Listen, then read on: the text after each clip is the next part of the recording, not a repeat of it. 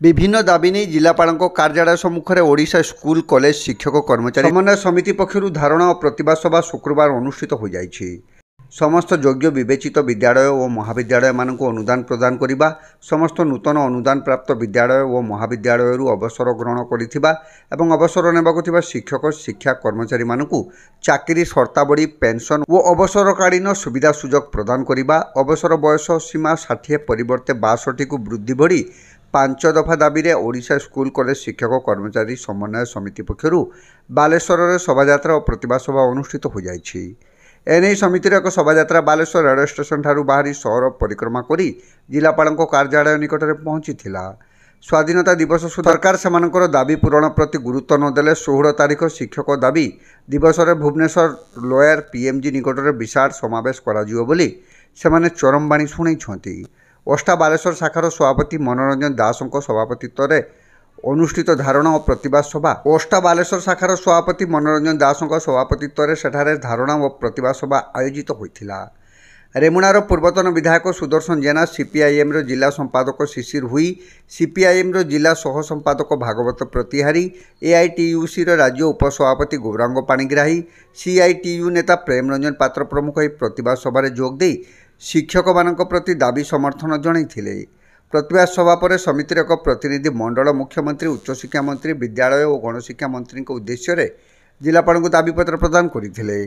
ओल ओष्टा बालेश्वर जिला सभापति सुशांत कुमार दास, संपादक रविनारायण पंडा, निखिल उत्कल संस्कृत महामंडल बालेश्वर सभापति संजय कुमार घोड़ई, संपादक Rabindra Kumar Mohanty, 662 category librarian and demonstrator संघ बालेश्वर सभापति परेश चंद्र कामिका, संपादक भवेंद्र कुमार महांती, माद्रासा संघ बालेश्वर सभापति मकसूद आलम खान, संपादक तालिब साहा, संघर उपदेष्टा बादल चंद्र पात्र प्रमुख उपस्थित रही कार्यक्रम परिचालना करथिले।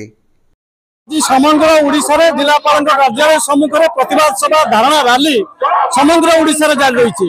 समग्र ओडिशा रे जो 30 वर्ष धरी शिक्षक माने दरमा पाउना, महाविद्यालय शिक्षक माने दरमा पाउना, आज रैली करूँ। दीर्घ 30-40 वर्ष रैली करला परे चाकरी कला परे मध्य आमे पेंशन गंडिए पाउना। समान सुविधा पिला मानकु छात्र छात्री मानकु मध्य समान सुविधा सुजोग प्रदान करा जाउ नाही।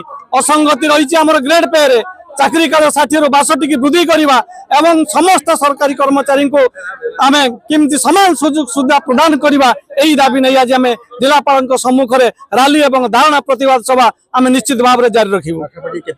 पाखापाखि आज प्राय 1000 रु ऊर्ध्व शिक्षक आम रैली में जोग देइछन्ति। आज सर्वप्रथम आपन को धन्यवाद।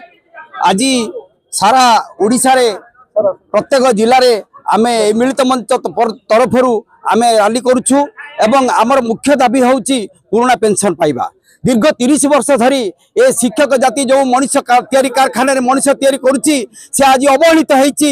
सरकार थरे निर्वाचित होई विधानसभा को गला परे सेमानकर पेंशन लागू होउची। अर्थात 30 वर्ष ए शिक्षक जाति काम कला परे मनुष्य तैयारी कारखाना मनुष्य गढ़िला परे से टंकाटिए नहीं शासन घर को जाऊ नहीं, ता स्त्री छुआ पिला अवहेलित होउछंती। से रास्ता बिक मागुची तो किए दुकान करी तार निजर जीवन निर्वाह करुच्ची। तेणु आम आज आपण माध्यम सरकार को निवेदन करछु, ए सरकार आपण जोटी थांतु ना कहीं ए सरकार दुख दुर्दशा को बुझंतु एवं तंको पूर्ण पेंशन शीघ्र तुरंत प्रदान करंतु। नहले आमे आपण को ए राजस्थान लड़ाई करबा संगे संगे वोट बक्स मध्ये आमे लड़ाई कई आपण को आमे देखे देमु हमर शक्ति और मर्यादा एति कोइ मोर रहउची न।